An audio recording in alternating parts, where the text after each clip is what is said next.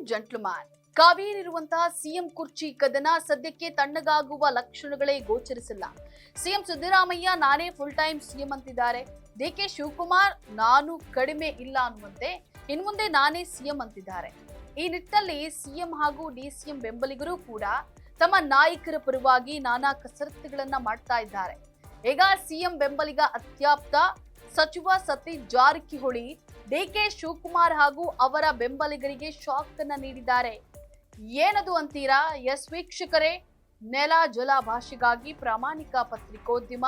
ನೀವು ನೋಡ್ತಾ ಇದ್ದೀರಾ ಫೋಕಸ್ ಟಿವಿ. ನಾನು ಪವಿತ್ರ.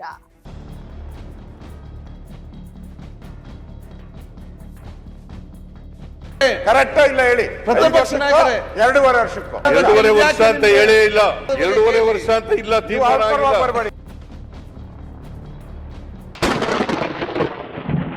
ಹೌದು, ಕಾವೇರಿ ಇರುವ ಸಿಎಂ ಕುರ್ಚಿ ಕದನ ತಣ್ಣಗಾದಂತೆ ಕಾಣ್ತಾ ಇದ್ರು, ಅದು ಒಳಗೊಳಗೆ ಕೊತ್ತ ಕುದಿತಾ ಇದೆ. ಸಿದ್ದರಾಮಯ್ಯ ಹಾಗೂ ಡಿಕೆ ಶಿವಕುಮಾರ್ ಇವರಿಬ್ಬರ ಬೆಂಬಲಿಗರು ಸಿಎಂ ಕುರ್ಚಿಗಾಗಿ ನಾನಾ ಕಸರತ್ತುಗಳನ್ನ ಮಾಡ್ತಾ ಇದ್ದಾರೆ. ಇನ್ನೇನು ನಾನೇ ಸಿಎಂ ಆಗ್ಬಿಟ್ಟೆ ಅಂದ್ಕೊಂಡಿದ್ದಂತಹ ಡಿಕೆ ಶಿವಕುಮಾರ್ ಅವರಿಗೆ ಸಿಎಂ ಬಣ ಶಾಕ್ ಅನ್ನ ನೀಡಿದೆ.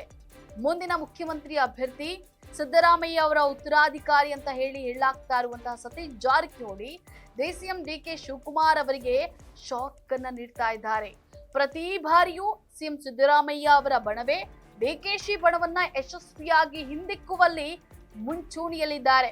ಸಿಎಂ ಸಿದ್ದರಾಮಯ್ಯ ಅವರನ್ನ ಹೇಗಾದ್ರೂ ಹಿಂದಿಕ್ಕಲೇಬೇಕು ಅಂದುಕೊಂಡಿದ್ದಂತಹ ಡಿಕೆ ಶಿವಕುಮಾರ್ ಅವರ ಪ್ರಯತ್ನಗಳು ಫಲಿಸ್ತಾ ಇಲ್ಲ.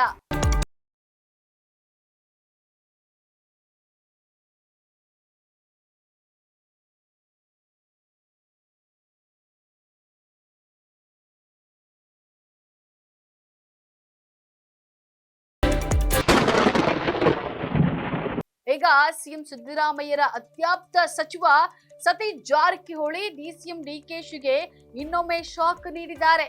ಅದೇನಂದ್ರೆ, ಬೆಳಗಾವಿಯ ತಮ್ಮ ನಿವಾಸದಲ್ಲಿಯೇ ಶಾಸಕರ ಡಿನ್ನರ್ ಪಾರ್ಟಿಯನ್ನ ನಡೆಸಿ ಎಲ್ಲರನ್ನ ವಿಶ್ವಾಸಕ್ಕೆ ತೆಗೆದುಕೊಂಡಿದ್ದಾರೆ. ಬಳಿಕ ಮಾತನಾಡಿರುವಂತಹ ಅವರು ಸಿಎಂ ಸಿದ್ದರಾಮಯ್ಯ ಅವರೇ ಫುಲ್ ಟೈಮ್ ಸಿಎಂ ಅಂತ ಹೇಳಿ ತಿಳಿಸಿದ್ದಾರೆ. ಸಿಎಂ ಸಿದ್ದರಾಮಯ್ಯ ಅವರೇ ಇದನ್ನ ಸ್ಪಷ್ಟಪಡಿಸಿದ್ದಾರೆ. ಹೀಗೆ ಸಿಎಂ ಅವರೇ ಹೇಳಿದ ಮೇಲೆ ಅದೇ ಅಂತಿಮ, ಇದರಲ್ಲಿ ಬದಲಾವಣೆ ಮಾತೇ ಇಲ್ಲ, ನಾಯಕತ್ವ ಬದಲಾವಣೆಯ ಚರ್ಚೆಯೇ ಉದ್ಭವಿಸೋದಿಲ್ಲ.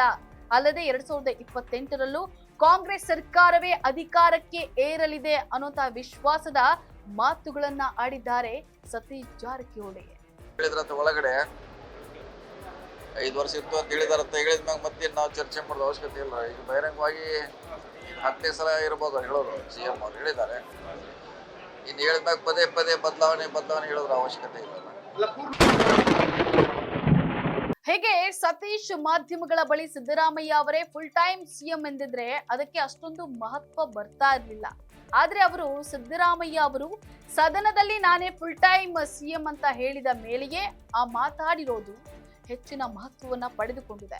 ಸಿಎಂ ಸಿದ್ದರಾಮಯ್ಯ ಅವರು ಸದನದಲ್ಲಿ ಫುಲ್ ಟೈಮ್ ಸಿಎಂ ಅಂತ ಹೇಳಿ ಖಚಿತಪಡಿಸಿದ ಬೆನ್ನಲ್ಲೇ ಈ ವಿಷಯವನ್ನ ಸ್ಪಷ್ಟಪಡಿಸಿದ್ದಾರೆ. ಇನ್ನು ಗಮನಾರ್ಹ ಅಂದ್ರೆ, ಸತೀಶ್ ಜಾರಕಿಹೊಳಿ ಅವರು ಬೆಳಗಾವಿಯ ತಮ್ಮ ನಿವಾಸದಲ್ಲಿ ಎಲ್ಲಾ ಆಪ್ತ ಮಂತ್ರಿಗಳು ಹಾಗೂ ಶಾಸಕರ ಡಿನ್ನರ್ ಪಾರ್ಟಿ ನಡೆಸಿದ ಬೆನ್ನಲ್ಲೇ ಸಿದ್ದರಾಮಯ್ಯ ಅವರೇ ಫುಲ್ ಟೈಮ್ ಸಿಎಂ ಅಂದಿರೋದು ಹೆಚ್ಚಿನ ಮಹತ್ವವನ್ನ ಪಡೆದುಕೊಂಡಿದೆ. ಒಟ್ಟಲ್ಲಿ ಕಾವೇರಿರುವ ಸಿಎಂ ಕುರ್ಚಿ ಕುಸ್ತಿ ದೇಶದೆಲ್ಲೆಡೆ ಭಾರಿ ಸದ್ದು ಮಾಡ್ತಾ ಇದೆ. ಇನ್ನೇನು ನಾನೇ ಸಿಎಂ ಅಂದುಕೊಂಡಿದ್ದಂತಹ ಬೆನ್ನಲ್ಲೇ ಡಿಕೆ ಶಿವಕುಮಾರ್ಗೆ ಸಾಹುಕಾರ ಸತೀಶ್ ಜಾರಕಿಹೊಳಿ ಹೇಗೊಂದು ಶಾಕ್ ನೀಡಿದ್ದಾರೆ. ಈ ಹಿಂದೆ ಸಿಎಂ ಸಿದ್ದರಾಮಯ್ಯ ಅವರು ಕೂಡ ರಾಜೀನಾಮೆ ಕೊಡೋದು ನಿಶ್ಚಿತ, ಆದ್ರೆ ಯಾವಾಗ ಅನ್ನೋದು ಗೊತ್ತಿಲ್ಲ. ರಾಜೀನಾಮೆ ಕೊಡೋದು ಮಾತ್ರ ಖಚಿತ ಎಂದಿದ್ದಂತಹ ಸತೀಶ್ ಈಗ ಡಿಕೆ ಶಿವಕುಮಾರ್ ಅವರಿಗೆ ಬಿಗ್ ಶಾಕ್ ನೀಡಿದ್ದಾರೆ. ಆದ್ರೆ ಇದು ನಿಜವಾಗುತ್ತಾ?